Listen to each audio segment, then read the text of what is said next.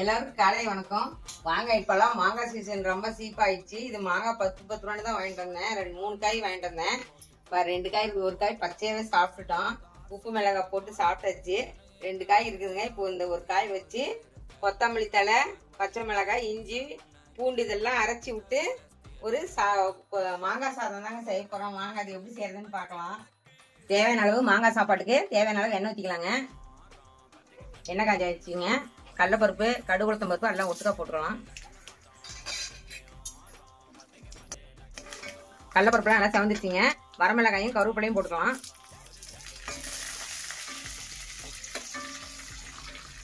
இதில் பச்சை மிளகாய், இஞ்சி, பூண்டு, கொத்தமல்லி தழை எல்லாமே இடித்து வச்சிருக்கிறேங்க. அதுவும் இதிலே சேர்த்துக்கலாம்.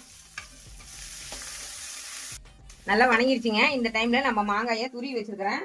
ஒரு மாங்காய் தான் துருவி வச்சிருக்கிறேன். இது இதிலே சேர்த்துக்கலாம்.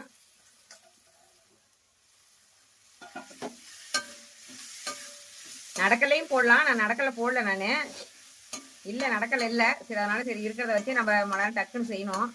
அதனால இதுமாதிரி செஞ்சாச்சுங்க. தேவையான அளவு உப்பு போட்டுக்கலாங்க. பார்த்துட்டு போட்டுக்கலாம். சாப்பாடு கிளறும் போது போட்டுக்கலாம். நான் இப்போ கொஞ்சமாக தான் போட்டிருக்கிறேன். சும்மா கொஞ்சமாக பெருங்காயத்தூள் போட்டுக்கலாங்க. மஞ்சத்தூளும் ஒருத்தர் போட்டு செய்வாங்க. அது ஒரு டேஸ்ட்டாகவும் இருக்கும், ஒரு கலராக இருக்கும். நான் மஞ்சத்தூள்லாம் எதுவும் போடல இன்னைக்கு. கொஞ்சமாக எண்ணெய் ஊற்றி சாப்பாடு வடித்து வச்சிருக்கிறேங்க. அது இதுலேயே சேர்த்துக்கலாம். தேவையான அளவு நம்மளுக்கு எவ்வளோ சாப்பாடு வேணுமோ அவ்வளோ சாப்பாடு போட்டு சேர்த்து நம்ம கிளறிட்டோம்னா மாங்காய் சாப்பாடு நல்லா இருக்குங்க. அவ்வளோதாங்க, மாங்காய் சாப்பாடு சூப்பராக நல்லா வாசமாக இருக்குதுங்க. மாங்காய் சாப்பாடு நல்லா செஞ்சாச்சு. பாருங்க, உதிரி உதிரியாக இருக்குது. சாப்பாடு வடிச்சு போட்டோம்னா நல்லா உதிரி உதிரியாக இருக்கும். மாங்காய் தோல் எடுத்து வச்சிருக்கிறேங்க. நம்ம பீக்கங்காய் தோலில் சட்னி அரைப்போம் இல்லையா, அந்தமாரி இது அரைக்கலாங்கிறதுக்கோசரம் மாங்காய் தோல் எடுத்து வச்சுருக்கிறேன். நல்லா காரசாரமாக மாங்காய் தோல் இறக்கணும்.